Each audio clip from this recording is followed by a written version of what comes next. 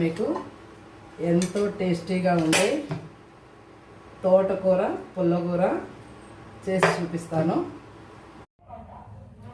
Hi అండి, అందరికీ నమస్కారం. Welcome to my channel. మేము అమలాపురంలో ఉంటాము.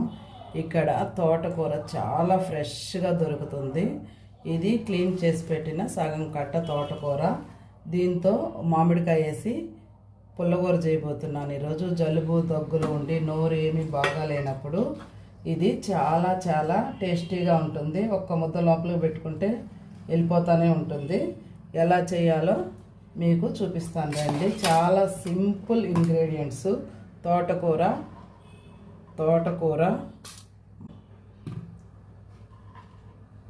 టమోటో, పచ్చిమిర్చి, చిన్న చింతగింజంత చింతపండు, ఒక హాఫ్ ఆనియను, కల్లుప్పు, కొంచెం చిటికెడు పసుపు, అంతేనండి. ఇవన్నీ వేసి ఉడకబెట్టుకొని తాలింపు పెట్టుకుంటే విటమిన్స్ పుష్కలంగా, ఐరన్ పుష్కలంగా ఉండే తోటకూర పుల్లకూర రెడీ. ఒక చిన్న ఆమ్లెట్ కలుపుకొని తిన్నారంటే మీకు అసలు ఇంకా రెండో కూర అవసరమే లేదండి. ఒక చిన్న ఆమ్లెట్ వేసుకోండి మిరియాలతోటి. మీకున్న దగ్గు జలుబులు అన్నిటికీ ఇవి తిన్నప్పుడు బాగా టేస్టీ అనిపిస్తుంది. బాగా తినొచ్చు. ఒక్క కూరతోటే మీరు ఒక పళ్ళెవడనో లాగించేయచ్చు. రెండో కూర అవసరమే లేని కూర తోటకూర పుల్లకూర. దీనిలో ఐరన్ ఫుల్గా ఉంటుంది. పచ్చిమిర్చి ఒక 4-5 పచ్చిమిర్చి, లేదా మీ కారానికి తగ్గట్టు వేసుకోండి. మీకు ఎక్కువ అవసరం అనుకుంటే ఎక్కువ వేసుకోండి. మా ఇంట్లో చిన్న పాప ఉంది కాబట్టి నేను ఒక 5 పచ్చిమిర్చి మాత్రమే వేస్తున్నాను. తను కారం ఎక్కువ తినదు. ఒక హాఫ్ ఆనియన్ కట్ చేసి వేసుకోండి. అన్నీ కూడా ఒక 15 మినిట్స్లో కర్రీ అయిపోతుంది. నేను కుక్కర్లో పెట్టేస్తున్నాను. ఈరోజు తొందరగా కావాలని మీరు విడిగా దబర్లో అయినా పెట్టుకొని ఉడికించుకోవచ్చు.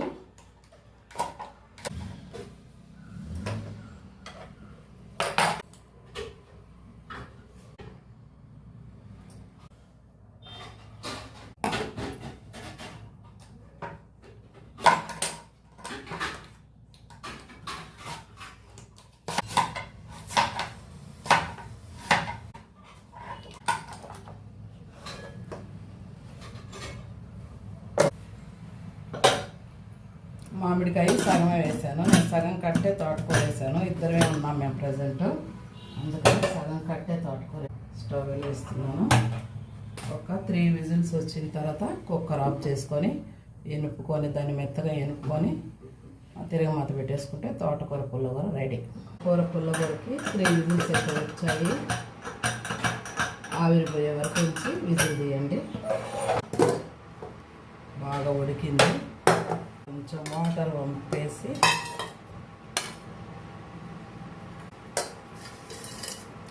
దీన్ని బాగా స్మాష్ చేయండి.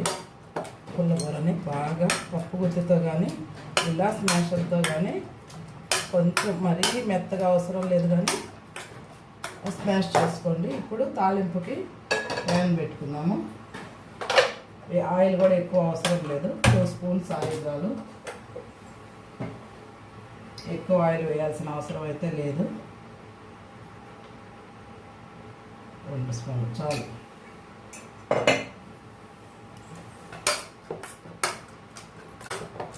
తిరగమాతకి ఆవాలు, కొంచెం మెంతులు వేయాలి. చేదేమి రావు, చేదని అనుకుంటారు కానీ టేస్ట్ వస్తుంది. జీలకర్ర, ఒక 2 స్పూన్స్ పచ్చిశనగపప్పు వేయండి. తినేటప్పుడు ఇవి నోటికి తగులుతూ చాలా టేస్టీగా ఉంటాయి. తర్వాత ఒక 2 ఎండుమిర్చి తుంచి వేయండి. తర్వాత ఇందాక సగం ఆనియన్ ఉంది కదా, ఆ సగం ఆనియను. తర్వాత ఇది వచ్చి మేము తెల్లగడ్డ అంటాము, వెల్లుల్లి ఒక 4 రెబ్బలు నలగొట్టేయాలి. కరివేపాకు. ఆకుకూరలో కరివేపాకు ఏందా అని అనకండి. నేను ప్రతి దాంట్లో కరివేపాకు అయితే వేసుకుంటాను. చాలా బాగుంటుంది ఆకుకూరలో కూడా.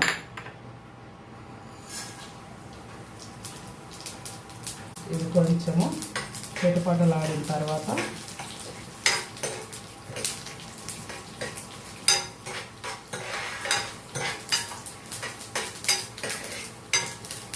వేయండి.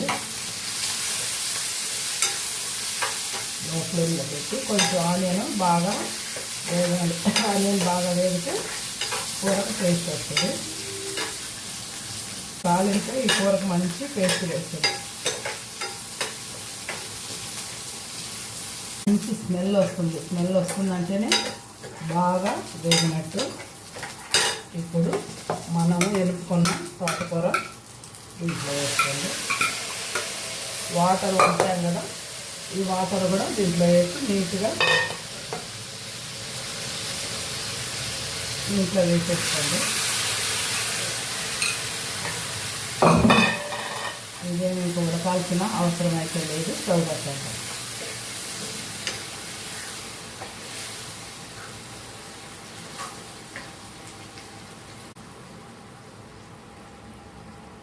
మనం వేసిన ఉప్పు కారం అన్నీ పర్ఫెక్ట్గా ఉన్నాయి. మ్యాంగో టేస్ట్ పుల్లగా చాలా కమ్మగా ఉంది. ఒకసారి ఇది చేసుకొని తిని చూసి నాకు కామెంట్ చేయండి. తెలియని వాళ్ళు. తెలిసిన వాళ్ళకి నేను చెప్పాల్సిన పని లేదు, వాళ్ళకి బాగా తెలుసు. ఉప్పు వేసుకొని దీంట్లోకి ఒక ఆమ్లెట్ వేసుకొని తిని చూడండి. ఆమ్లెట్ కూడా చాలా సింపుల్ ఆమ్లెటే వేసుకుంటున్నాను నేను. ఓన్లీ మిరియాల పొడి, ఉప్పు. పెంక కాగే లోపల మనం దీన్ని కొంచెం బీట్ చేసుకుందాము.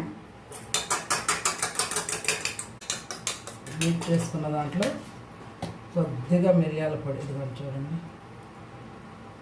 కొంచెం మిరియాలు, చాలా కొంచెం సాల్ట్ అయితే చాలా కొంచెం వేయాలి. కాగింది.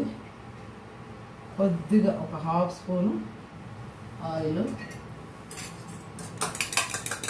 దీన్ని దోశల పెనుము అంటాము. అందరికీ అర్థమయ్యే దానికోసం పెంకు అని చెప్తున్నాను.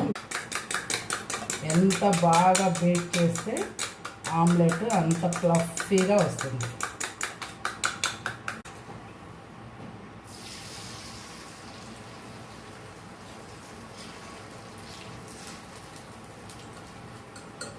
ఆయిల్ అవసరం లేదు. కాలింది, చూద్దామండి. దీన్ని తిరగేసుకుందాము.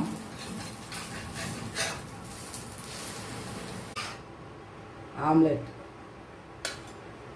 వేడి పొగలు కక్కుతుంది చూడండి. ఇప్పుడే వండాను, పొగలు కక్కుతుంది అన్నము.